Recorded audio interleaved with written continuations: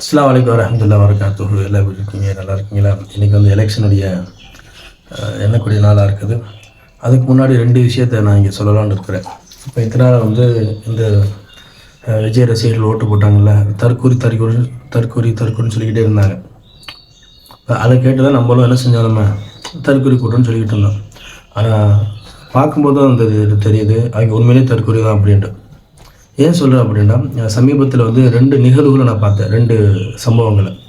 ஒன்று வேளாங்கண்ணியில், அங்கே மிகப்பெரிய பழைமை வாழ்ந்த சர்ச் இருக்குது. இப்போ அந்த சர்ச்சில் வந்து மக்கள் எல்லாம் ஒவ்வொரு மதத்தினுடைய வழிபாட்டு தலங்கள் எல்லாமே வந்து மன நிம்மதிக்காக வேண்டி போகக்கூடிய அந்த இடங்கள் தான். இப்போ அங்கே போய்கிட்டு டிவிக்குன்னு கத்திக்கிட்டு இருக்கிறாங்க, கொஞ்சம் கூட அறிவே இல்லாமல். இது எவ்வளோ பெரிய மோசமான செயல் இது வந்து. எந்த ஒரு காலத்துலேயும் எந்த ஒரு வழிபாட்டு தலங்கள்லேயும் எந்த கட்சிக்காரங்களும் இந்த மாதிரி கத்தினதே கிடையாது. இது முதல் நிகழ்வு.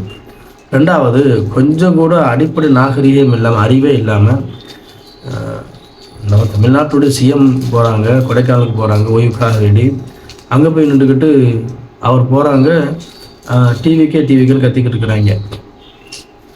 இது தற்கொலை இல்லை, இது கேடுகட்ட தற்கொலை தானே. இதெல்லாம் இவங்கெல்லாம் ஆட்சிக்கு வந்தால் என்ன ஆகும்? தமிழ்நாடு நிலைமை என்ன? கொள்கை இல்லாமல், கோட்பாடுகள் இல்லாமல், புத்தகங்கள் படிக்கக்கூடியவங்களுக்கு தெரியும், தத்துவங்கள் இல்லாத தலைவர்கள் உருவாது வந்து ஒரு மோசமான ஒரு வழியை காட்டும்.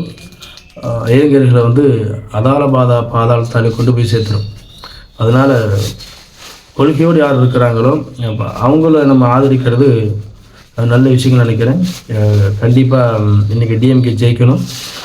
எவெல்லாம் கத்திக்கிட்டு இருந்தாங்களோ தகுந்த பாடத்தை தமிழக மக்கள் புகட்டுவாங்க நம்புகிறேன். அஸ்ஸலாமு அலைக்கும் வரஹ்மத்துல்லாஹி வபரகாத்துஹு.